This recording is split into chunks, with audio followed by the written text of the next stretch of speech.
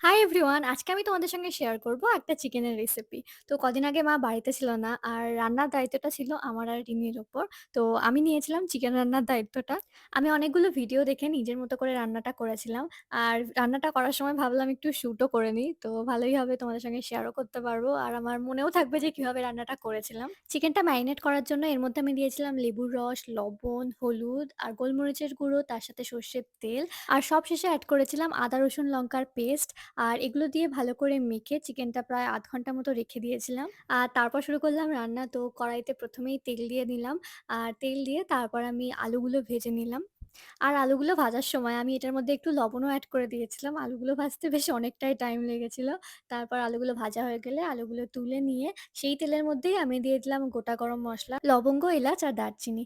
তারপর দিয়ে দিলাম কুচি করে রাখা পেঁয়াজ। তারপর আমি বুঝতে পারছিলাম না যে টমেটোটাও কি একবারে এড করে দেবো নাকি পেঁয়াজটা একটু ভাজা হলে এড করব। যাই হোক, আমি সবকিছু একসাথে এড করে দিয়েছিলাম। আর তার সাথে দিয়েছিলাম ৪-৫ টা কাঁচা লঙ্কা। এটা আমি কিছুক্ষণ ঢাকা দিয়ে রান্না করছিলাম। আর তারপর এটাতে এড করলাম হলুদ গুঁড়ো, লবণ।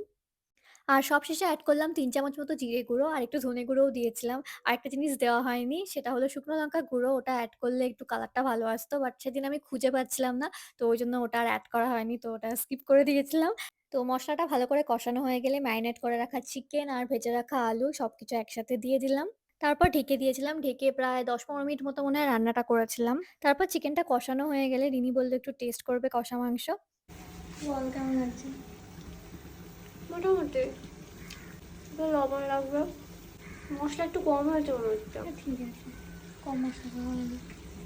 তো আবারও আমি লবণ আর একটু লঙ্কা এড করলাম, করে ভালো করে কষালাম। তারপর এটার মধ্যে আমি দিয়ে দিলাম গরম জল। তো ঢাকা দিয়ে আবারও ১০-১৫ মিনিট মতো রান্না করেছি। রান্না করতে আমার এইজন্যই ভাল লাগে না যে অনেকটা টাইম লাগে, প্রায় ১-১.৫ ঘন্টা আমার লেগে গেছে এই চিকেনটা রান্না করতে। And this is the final result. আমার তো সত্যি বলতে ভীষণ ভাল লেগেছে। অ্যান্ড এই ১ম আমি এত ভালো চিকেন রান্না করলাম।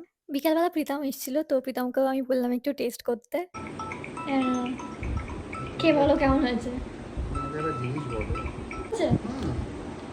এই ১ম আমার মনে হলো যে ভালো চিকেনটা রান্না করতে পেরেছি আমি। না না, ঠিক আছে। আমার শুধু তেলটা ভাসছে না।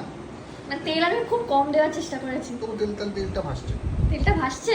এই যে দেখছো, আর এমনি খুব ভালো হয়েছে। ভাসছে তেল? আমি তো কম দিয়েছিলাম তেল। খুব ভালো হয়েছে। অল্প ভালো হয়েছে? হুম, থ্যাংক ইউ, থ্যাংক ইউ। খুব পছন্দ হবে। এরকম চিকেন? হুম, আমার খুবই এরকম খাও। আগো কি? আগো আগো। খুব ভালো হয়েছে? বাবা, প্রিয়ম তো আঙুল চেটে খেলো।